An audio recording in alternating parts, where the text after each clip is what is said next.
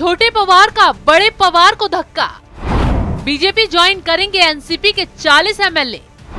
महाराष्ट्र में खेल, अघाड़ी हुई फेल। नमस्कार, टू द पॉइंट में आपका स्वागत है। मैं हूं आपके साथ सोनाली। विपक्ष में बड़े लेवल पर हंगामा खड़ा हो गया है, मारपीट मच गई है, क्योंकि अजीत पवार ने ऐसा गेम खेल दिया है जिससे न सिर्फ शरद पवार सदमे में चले गए हैं, बल्कि उद्धव ठाकरे की हालत बिगड़ गई है।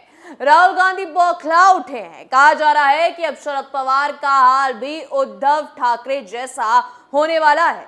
अजीत पवार के साथ एनसीपी के 40 विधायक बीजेपी में शामिल होंगे और सरकार को सपोर्ट देंगे। इस खबर ने महाराष्ट्र में हंगामा खड़ा कर दिया है, क्योंकि एनसीपी चीफ शरद पवार और उनके भतीजे अजीत पवार के बीच दूरियां लगातार बढ़ती जा रही हैं। ये दूरियां शरद पवार के लिए किसी बड़ी मुसीबत से कम नहीं। सूत्रों के मुताबिक एनसीपी के 54 विधायकों में से 40 विधायक अजीत पवार के साथ है। बताया जा रहा है कि अजीत पवार अपने 40 विधायकों के साथ जल्दी कोई बड़ा कदम उठा सकते हैं। ये तय माना जा रहा है कि महाराष्ट्र में आने वाले दिनों में बड़ी राजनीतिक उठापटक देखने को मिल सकती है। एनसीपी नेता अजीत पवार के बीजेपी में शामिल होने के अटकलों के बीच ये बात सामने आ रही है कि अजीत एक बार फिर बीजेपी शिंदे के साथ मिलकर समर्थन जुटा रहे हैं। सूत्रों के मुताबिक एनसीपी के 54 विधायकों में से करीब 40 विधायकों ने बीजेपी से हाथ मिलाने और शिंदे फडणवीस सरकार में शामिल होने के लिए अजीत पवार को अपना समर्थन दिया है। बताया जा रहा है कि अजीत के साथ कई वरिष्ठ नेता बीजेपी के साथ गठबंधन करके पहले से इच्छुक थे। जिन नेताओं को अजीत पवार का समर्थन हासिल है, उनमें एनसीपी के प्रफुल्ल पटेल, सुनील तटकरे, छगन भुजबल, धनंजय मुंडे जैसे बड़े चेहरे शामिल हैं। तो वहीं एनसीपी के राज्य अध्यक्ष जयंत पाटिल और जितेंद्र बीजेपी से हाथ मिलाने के पक्ष में नहीं है। इसी को लेकर हाल ही में अजीत के गुट ने शरद पवार से मुलाकात की और उनको बताया कि ज्यादातर विधायक बीजेपी के साथ गठबंधन करने के इच्छुक हैं। हालांकि शरद पवार ने बीजेपी शिंदे के साथ गठबंधन करने से इनकार कर दिया, जिसके बाद अजीत पवार अकेले ही मोर्चा संभालते हुए आगे निकल गए हैं। हालांकि अभी इन खबरों को बाहर आने नहीं दिया जा रहा, क्योंकि शरद पवार भतीजे अजीत पवार को मनाने की कोशिश में लगे हैं। वो अंदर ही अंदर खिचड़ी पका रहे हैं ताकि उनका हाल उद्धव की तरह होने से बच जाए। इसलिए शरद पवार मीडिया के सामने आकर माहौल बना रहे हैं। कह रहे हैं कि अजीत पवार के खिलाफ सिर्फ अफवाहें उड़ाई जा रही हैं, पार्टी से कोई नहीं जा रहा। 54 के 54 विधायक उन्हीं के संपर्क में हैं। तो ऐसे में शरद पवार कोशिश में लगे हैं कि मामला अंदर ही ठंडा कर लिया जाए। लेकिन एक बात तो साफ है कि धुआं वहीं से उठता है जहां आग लगी होती है। तो ऐसे में अगर पुरजोर तरीके से ये खबर सामने आ रही है कि अजीत पवार 40 विधायकों के साथ बीजेपी में शामिल होंगे, तो जाहिर सी बात है खेला होगा, क्योंकि कई दिनों से अजीत पवार की बीजेपी नेताओं के साथ मुलाकात और नजदीकियां बढ़ाने की जो तस्वीरें सामने आ रही हैं, वो कई सवाल खड़े कर रही हैं। ऐसे में शरद पवार कितना भी इन खबरों को अफवाह बता दे, मीडिया की देन कह दे, लेकिन अजीत पवार के रंग ढंग सब बयां कर रहे हैं कि इस बार महाराष्ट्र में वो खेल करने वाले हैं। वहीं दूसरी तरफ अजीत पवार के बीजेपी में जाने की खबरों को सुनकर उद्धव गैंग बौखला उठी है। उद्धव ठाकरे गुट के सांसद संजय राउत ने तुरंत इस बारे में बयान जारी किया और कहा कि ये सब अफवाहें हैं। महाविकास अघाड़ी एक साथ मजबूती से खड़ा है। अजीत पवार पर बार बार सवाल उठाना ठीक नहीं है। आज सुबह ही मैंने सभी मित्र पक्षों से बात की है। पवार साहब ने कहा है कि जो खबरें आ रही हैं उनमें कोई दम नहीं है। जो संजय राउत आज अजीत पवार के बीजेपी में जाने की खबरों को अफवाह बता रहे हैं, वो उद्धव की शिवसेना को टूटने की खबरों को भी नकारते थे, लेकिन जब झटका लगा, जमीन पर गिरे तो मुंह दिखाने लायक नहीं रह गए। यही हाल एक बार फिर अघाड़ी का होगा। इस बार अजीत पवार सबको झटका देंगे, ये बात काफी हद तक सही है।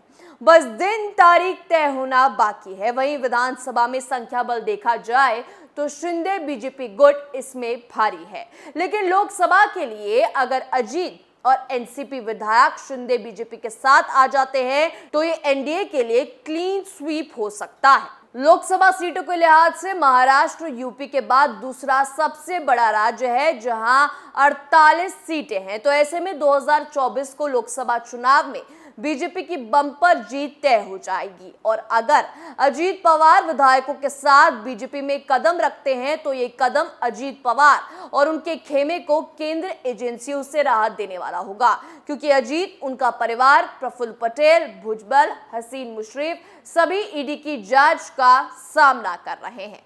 तो ऐसे में वहां तो राहत मिलेगी ही, साथ ही विधानसभा चुनाव से ठीक पहले विधायक अपने निर्वाचन क्षेत्रों में विकास कामों को लेकर फंड की कमी को खत्म करवा सकते हैं।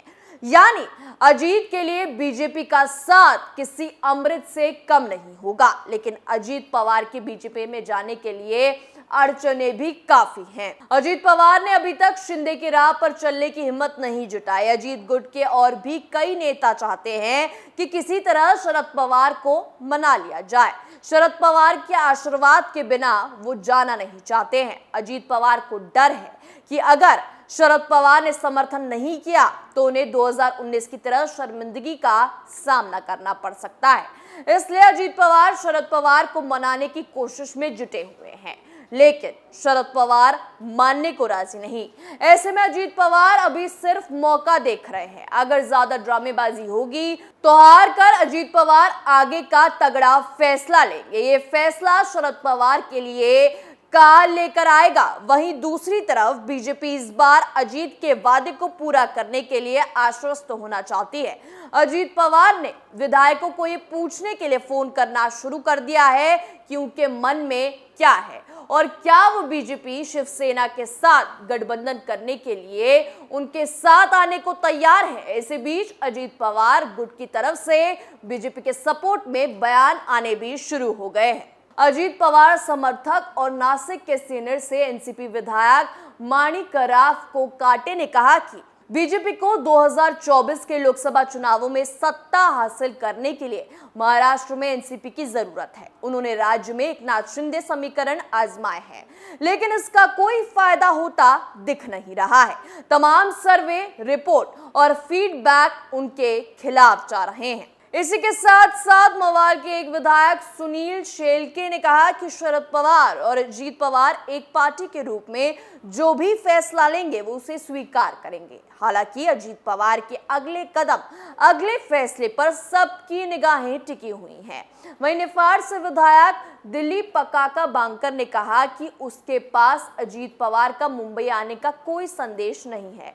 शरद पवार कुछ दिन पहले नासिक में थे, उससे पहले अजीत पवार नासिक में थे, लेकिन पार्टी स्तर पर ऐसा कोई चर्चा नहीं है। कलवन विधानसभा क्षेत्र के एक अन्य विधायक नितिन पवार से अजीत पवार के बीजेपी में शामिल होने के बारे में पूछा गया तो उन्होंने कहा कि अभी तक ऐसी कोई खबर नहीं है, लेकिन हम शरद पवार, अजीत दादा और जयंत पाटिल के दिए गए सुझावों पर कायम रहेंगे। उन्होंने ये भी आश्वासन दिया कि नासिक के 3 विधायक को काटे, दिलीप काका और मैं, पार्टी के नेता हमें जो आदेश देंगे उसका पालन करेंगे। यानी कि एनसीपी के विधायक भी तैयार हैं कि अगर उनके पास बीजेपी में जाने का ऑफर आता है तो उसे वो नकारेंगे नहीं। कुल मिलाकर शरद पवार की नैया भी उद्धव ठाकरे की तरह डूबने वाली है, क्योंकि इसी तरह शिंदे ने भी उद्धव के साथ खेल किया था।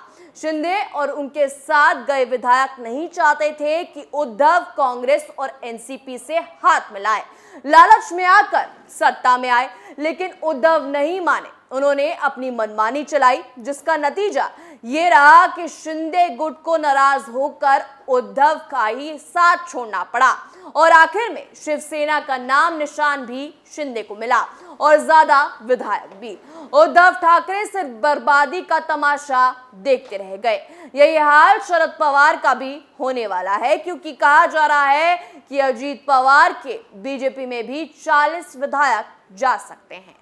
तो ऐसे में सिर्फ 14 विधायक ही शरद पवार के पास बचेंगे, जिससे शरद पवार कहीं के नहीं रहेंगे। यही वजह है कि अजीत पवार को शरद पवार मनाने में जुटे हैं। टू द पॉइंट में आज के लिए इतना ही। कल नए मुद्दे के साथ फिर हाजिर होंगे। तब तक के लिए देखते रहिए कैपिटल टीवी। नमस्कार।